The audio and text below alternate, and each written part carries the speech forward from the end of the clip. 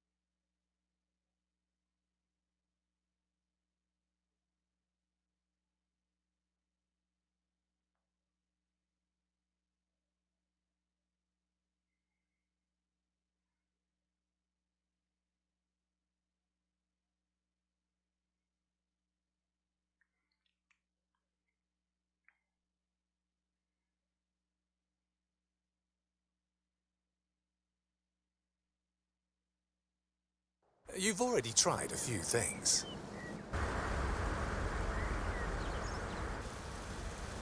In the automotive business, for example. As luck would have it, no one wanted to buy a car from you. Then you noticed that people like to be chauffeured around in your cars. So why not make your living doing it?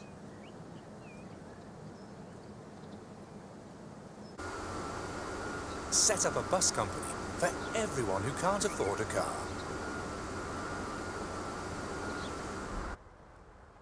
Let the American dream come true. You've been driving people across the country in a spacious automobile for quite some time now. At first, it was just your former buddies from the iron mine up in Alice. But word of the advantages you have to offer has gotten around. Now, so many people want to get in on the pleasure of your transportation service that it's impossible for you to manage all by yourself. You need capable staff. Several young people can be found in the surrounding area who are currently looking for a job and would be suitable for your company.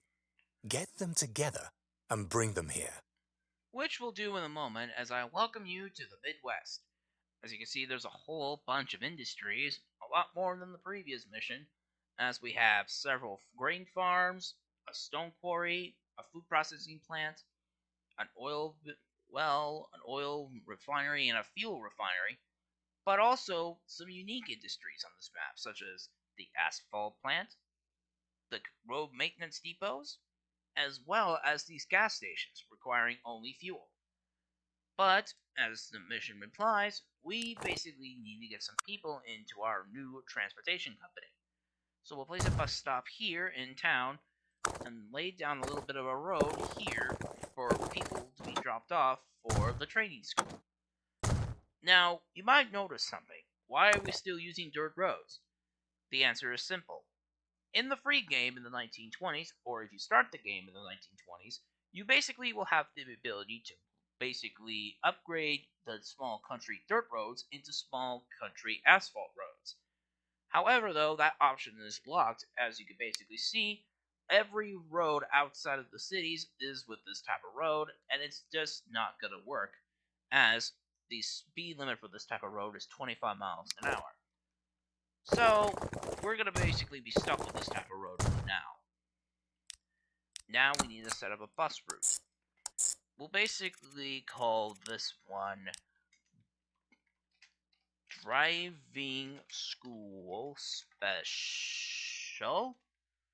And give it a bit of a... yeah, we'll just keep it brown. And now we need to buy a bus. Well, technically 2 buses.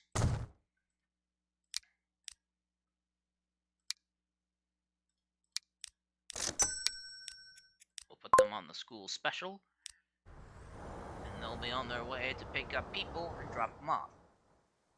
We'll also might need to work on this right here. It looks pretty, but we need to basically get some buildings in place. I have a feeling we'll have to use this at some point. So we'll put 2 of these bus depots down, 2 cargo truck stops, and place another depot nearby because why the heck not? And we'll call this one Driving School Depot.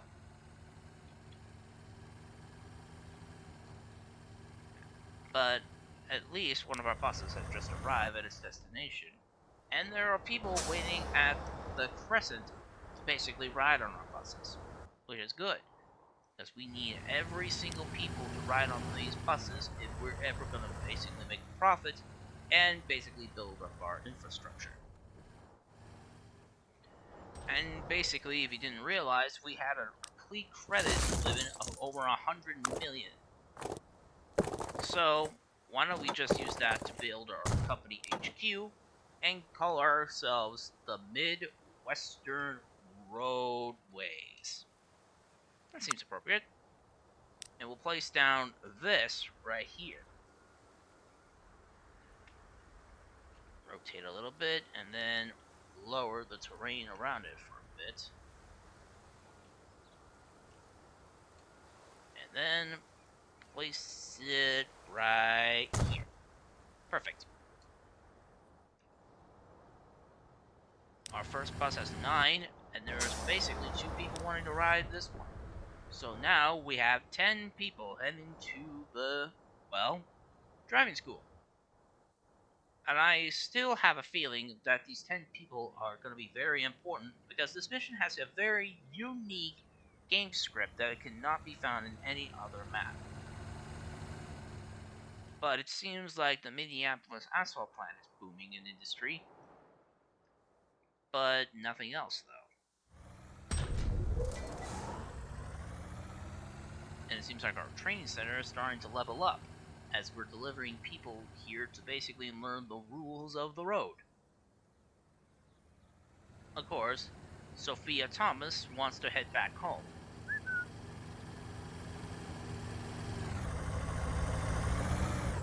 Your employees ought to drive properly, otherwise people get car sick, and that in turn is bad for business. It's high time that a training route was set up. Which we'll basically do here at this training center. We'll basically create a special bus training route, as well as one for trucks.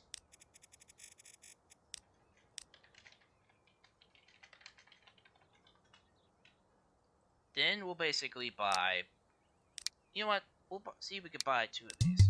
Oh, bother.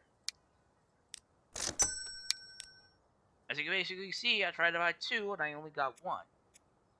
I'll explain more once we get past this section. It's training, truck training. Have your people make a few test drives first before you let them loose on paying customers. With you, there's no room for road hogs.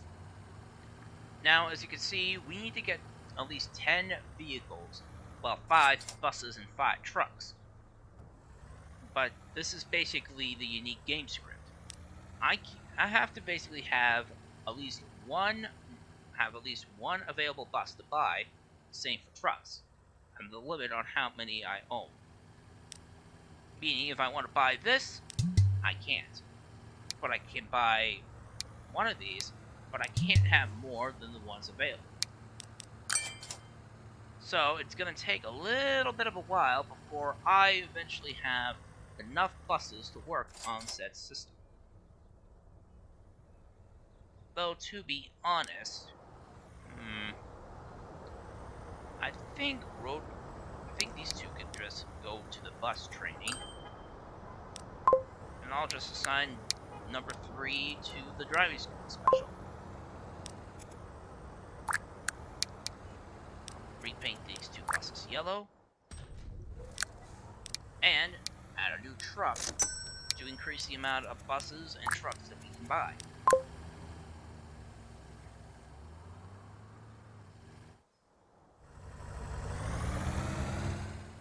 It's kind of ironic, really, but I thought maybe using these types of trucks and buses will basically be beneficial.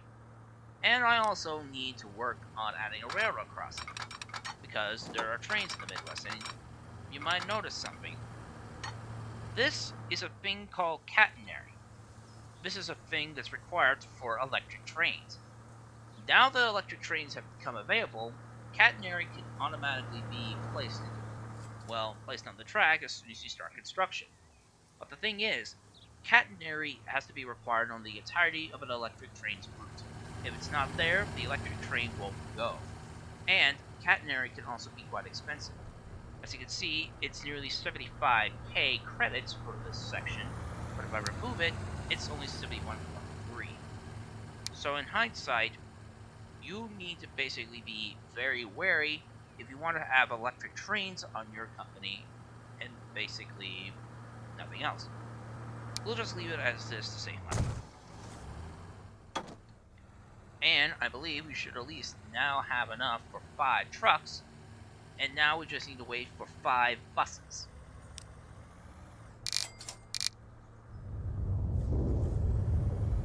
Might as well also make the road around here a little more pretty. Wonderful. You've trained a fair number of reputable driving staff, and you need them too. Traveling by bus is becoming more and more popular. To keep the streets from becoming completely clogged, yet still enable the automotive industry to keep on selling cars, a license to provide transportation services has to be acquired. Time to get into the long-distance bus business. You've already gotten a license for transportation services in Minneapolis.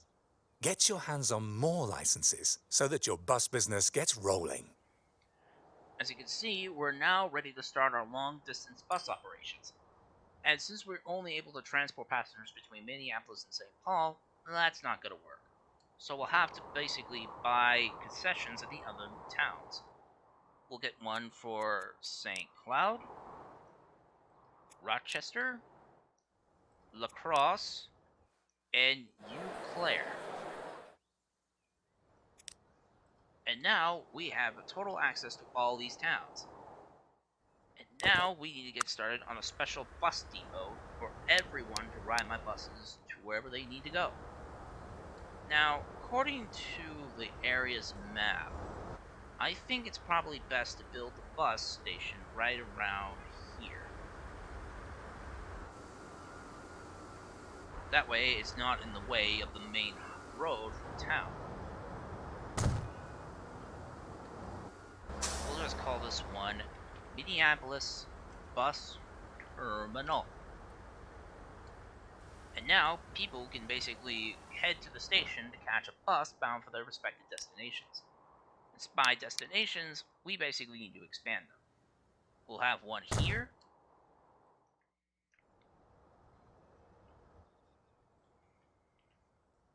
One here. One here. And of course, since St. Cloud is going to be the only town around here, just a simple bus stop. Now we gotta get some internet intercity bus services operating. That's funny. Surely it should go around. Oh well. We'll call this one Intercity Bus Route A.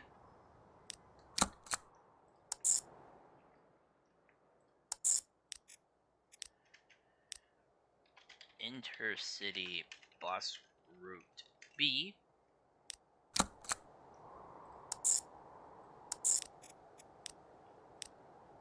Intercity Bus Route C.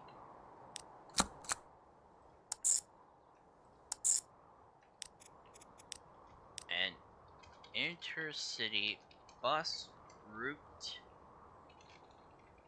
D. We'll also need one between Rochester and La Crosse.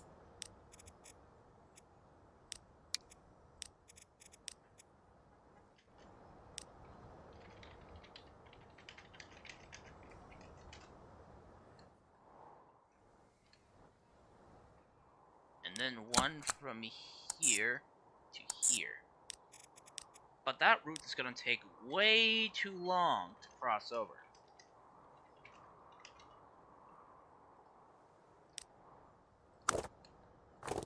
So we'll have to build a bridge over the river and then connect it to the main road here. That way the route will be shorter and the buses won't have to take the long way around. At Lower Eclair, put that on platform 1. Let's see, all platforms there. All platforms there. All platforms in here, so everything is good. Now, we'll have about 6 we'll basically purchase about 3 buses for each route. So we'll have one for this, and one for this. Now, the trucks will become very, very much useful later on, but we'll basically stick to the ones we have for now. So, our army of buses have left the depot and are on their way to the bus terminal. Though the roadways are still packed to the brim, and there's no special mode to allow buses to access special transport company only vehicle slots yet. It's kind of complicated. I'll explain when I get a chance.